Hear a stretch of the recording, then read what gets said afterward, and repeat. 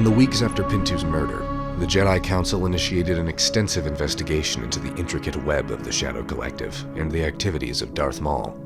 Obi-Wan Kenobi, accompanied by Anakin Skywalker, delved into the unsettling task of shedding light on the unscrupulous actions that all traced back to Mandalore. Frustratingly, the only leads they had were grainy holo recordings and largely less than detailed descriptions, which gradually unveiled the identity of this mysterious assassin. It seems we can definitively eliminate Savage as the perpetrator. All of the accounts we have show the attacker as being far too small in stature to ever match him.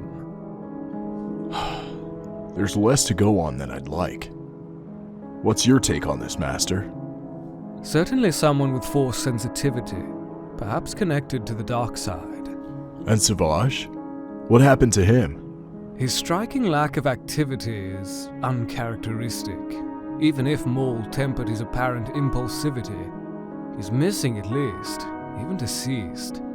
But we need to delve deeper into this. Well, we better. Anakin, is something bothering you? Something just doesn't sit right with me. Does it not? It's a feeling. I feel conflicted in a way. Connected and distant at the same time. I felt it too, Anakin. Maul has brought something new to the field. Something we're yet to fully comprehend. It's not about Maul. Well, maybe it is. But it's also not. And what is it, truly? Ahsoka! She could be aiding us right now. Ahsoka made her choice to leave. She's a civilian now, and we must respect that. But she could help us. Ahsoka has chosen her path. We must respect her decision. Then why does this feel like it has something to do with her? Anakin grappled with a deep sadness and a whirlwind of emotions that stirred within. Ahsoka's departure had left him feeling empty and isolated. Her absence was hard to accept, as he had grown used to her constant presence. The void she left behind cast a shadow on Anakin's spirit, making acceptance elusive. The thought of Ahsoka had dwelled so much within his mind, as if the Force was beckoning him. Hey Snips, what do you think? Snips, good thought, but not exactly what we were looking for. Ahsoka! Snips, come on! Ahsoka! In truth, he simply wished she was there by his side as his mind warred with itself. Meanwhile, Ahsoka Tano had returned to Mandalore after another mission. Maul had tasked Ahsoka with the grim duty of terminating those who opposed the Shadow Collective. Informants, associates, and traitors who had second thoughts after the Dooku incident. Ahsoka had become a tool for Maul to reassert his dominance among the syndicates. The sight of the young Togruta dispatching each target conveyed Maul's ruthless authority to the crime lords with extreme clarity. For Maul, it was merely a matter of putting things in order. However, for Ahsoka, it meant teetering dangerously close to the dark side, even as she tried to justify it in her own head. Despite her reluctance toward killing, Maul persistently manipulated Ahsoka, arguing that her actions held significance. He spun each mission in just the right way to move it away from dark and into gray, and after fighting in a war for so long, Ahsoka's gray area had grown far greater than she had even realized. The individuals targeted by Ahsoka had, at some point, played a role in the war.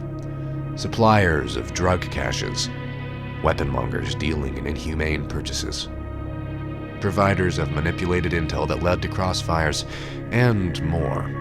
In Ahsoka's mind, she believed she was accomplishing what Anakin, the Jedi Order, and the Republic could not. She was cutting to the chase, or at least she buried any feelings to the contrary. Unfettered by politics and the Jedi Code, she resolved to eliminate her enemies swiftly. Maul lounged on his throne. His plan was slowly coming to fruition, but he knew that he had to push Ahsoka even further. Through his sources, he had become aware of the Jedi Order's investigation into his little assassin. It would only be a matter of time before they uncovered their identity. A time that needed to be right. As he thought, Ahsoka entered the throne room. Unlike Sidious, Maul treated her as more of a partner, an apprentice of his trade, not just a pawn or a tool for his ego. Sure, a pawn in his game, but there would be no kneeling beyond him, and no prostration. Maul had impressed upon her to always stand in front of those who did not deserve respect, regardless of hierarchy. She never knelt, and rarely sat. Maul. Lady Tano. Marg Krim got the message. Excellent. Those beneath me must understand the consequences of overstepping. Our underlings may be our largest allies, but within an organization such as this, boundaries must be enforced with prejudice. Let no stone be out of place. You have done remarkably well, Lady Tano. I believe you are ready for what I can say will be your most challenging task yet. What about Anakin? You promised you that Anakin would understand fully what my master has in store, that we would prevent him from falling under his control. Yes, in due time. Now, this task will show the results of your training beyond dealing with scum and villainy as you have been, and will be a crucial piece in bringing your master to us. What is it? With each head you bring me, the thought of your past boils in your mind. That echo in your heart, Lady Tano, it must be crushed. I sense the anger and anguish within you, and it must be given focus.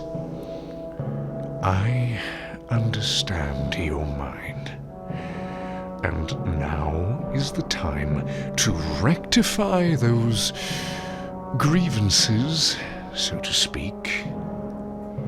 You've shared with me the tale of the Jedi who wronged you. Barriss Offee. A supposed friendship, a bond which evolved into nothing more than a mere pretext to cast you into the abyss, Lady Tano. The mere thought of this padawan festers in your mind like a blade, searing your insides. It's ironic, isn't it? Her adherence to the dogmas of the Order and her criticism of the Clone Wars only served to expose the flaws of the Jedi even further. You were framed, wronged, shamed by a friend who was no more than a hypocrite. No! Yes! No. They didn't listen to me. They didn't care. Yes, they dismissed your accomplishments, your achievements in the war. It didn't matter. When all evidence pointed to you, no one questioned it. Guilty until proven innocent, all to appease the mob of public opinion. Oh, Lady Tano, a mockery of justice. And it was all to underscore the point that the Jedi Order was a legion of fools. Anyone with eyes could see that. Yet one lone Jedi resorted to spilling blood to drive that undeniable truth into their blinded minds. No. She used me. She betrayed me. I was her friend. You took the fall unwillingly. Oh, we have been through this discussion time and time again. Who believed you, Lady Tano? You can move forward. I am giving you the opportunity to kill the one who wronged you. Cut her throat and return. Yes, Maul. The Jedi is being transferred to a maximum security prison, Narkina 5. And, Lady Tano, do not forget that it was you on trial, facing the threat of execution. Barriss Offee, the true culprit, a mass murderer, served to them on a chromium platter. Every bit of evidence clear, and she was caught red-handed. To be given a life sentence after your execution had already been approved. The hypocrisy of the Republic, the complacency of the Jedi Order, the fickleness of people,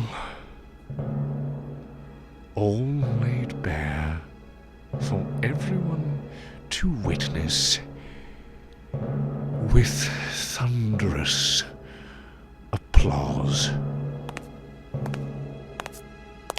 Ahsoka took a deep breath as she left Maul's throne room and walked toward her ship, the weight of Barriss Offee's betrayal heavy within her mind. For the first time, she felt a dark satisfaction in the idea of committing an act of murder. A long-awaited retribution against the one who wronged her, the one that sent her down all these paths. As Ahsoka neared the fulcrum of light and dark, Obi-Wan and Anakin's investigation tightened its grip. A Republic informant within the Syndicate had passed information to Kenobi that the assassin had struck against one of Marg Krim's top lieutenants, causing chaos within Krim's ranks. Master Yoda, the source suggests Marg Krim might know the assassin's identity. Fearful of Maul's wrath, he is. It's a possibility. Troubles you, something does. Anakin, lately, he seems troubled. More than just missing Ahsoka. Master, after reviewing the evidence, I think Anakin's fears might be right. There's a chance. The assassin, Ahsoka Tano, may be. The descriptions, the hollow recordings we have, are we sure? Sure? No. Rarely can we be sure on such evidence. But remiss we would be if ignore Skywalker's connection to the Force and intuition in this matter. What do you think, Master? Fallen Ahsoka may have. Manipulated through the dark side, Maul has succeeded. What would Maul want with Ahsoka? A dark purpose. Betrayed and broken by the Jedi Order, Ahsoka believes she was. Wrong, she may not be. A great advantage for Maul, that is. Anakin has been trying to avoid this potential reality. I've never seen him so conflicted or so closed off from the Force. I can sense that it has been speaking to him strongly. The Force tells the truth it does. Anakin, ignore the harsh truth. He will continue to. Revealed, in time, Ahsoka's fate will be. Hope I do, that misplaced our concern is. Connections to Ahsoka you must follow, but subtle Maul would be. The prisoner transfer of Padawan Offee. Oversee you must. Follow the signs. Keep an eye on the crime syndicates, we will. And Anakin? On some level. Knows already he does. Force that confrontation, you should not. Deny it, you should not. Break him, it could. If necessary, Save him from his own darkness, you must. If Skywalker begins to waver, a source of comfort you must be. Loyal to his friend Skywalker is. Reciprocate as only you can, you must.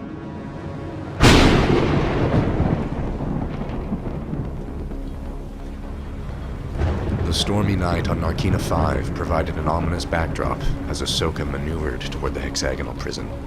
Her ship skillfully avoided detection by Republic sensors, descending rapidly through the humid atmosphere as she jumped down. Her silhouette merged seamlessly with the falling raindrops, a ghostly presence against the tempestuous sky.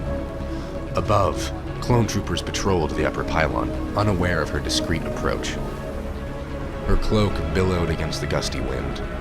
The air was heavy with tension, mirroring the turmoil within her. Raindrops lashed against her nostrils, a rhythmic cadence echoing the uncertainty that hung in the air.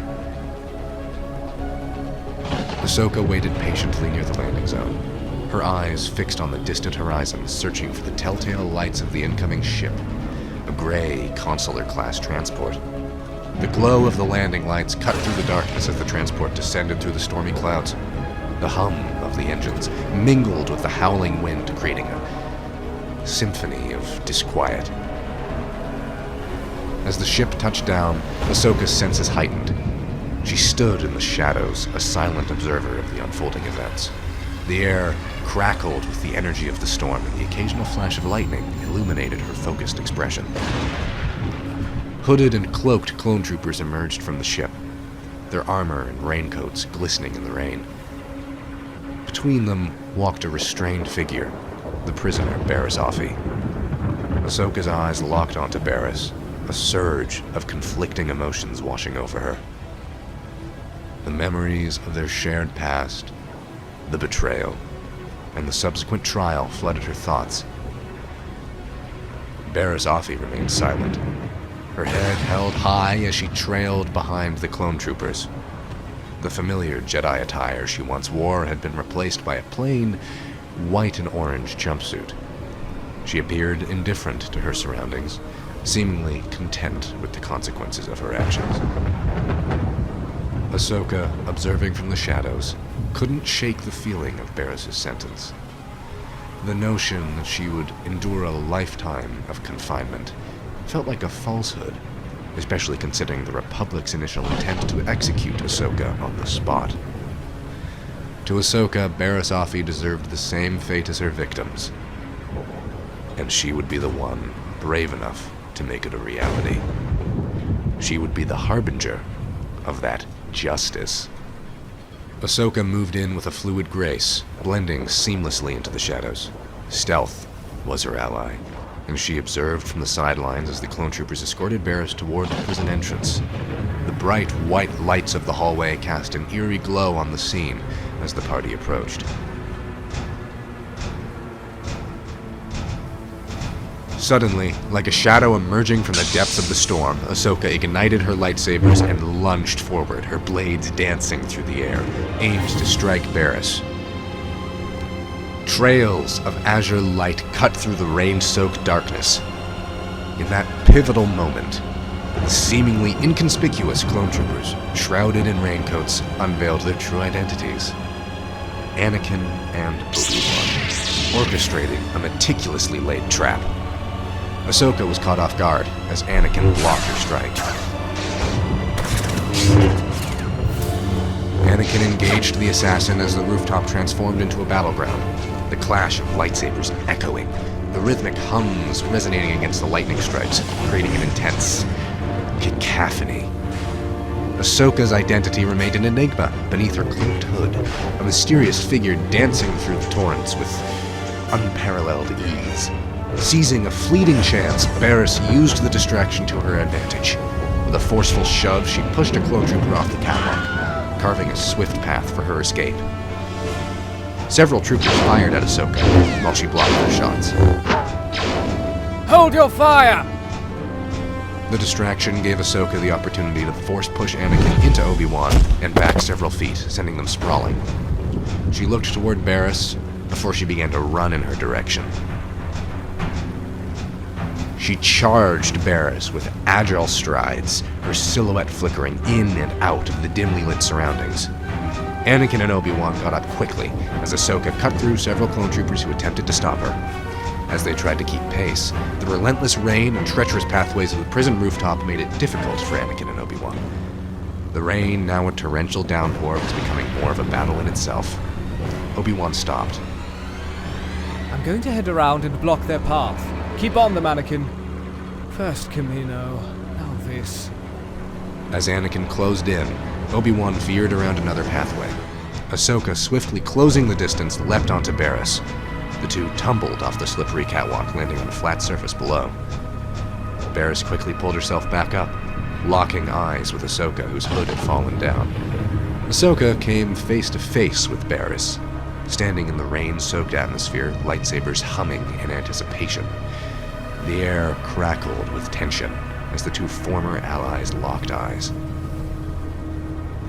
A moment of hesitation hung in the balance. As raindrops rolled down Ahsoka's face, mirroring tears, as she stared at Barris.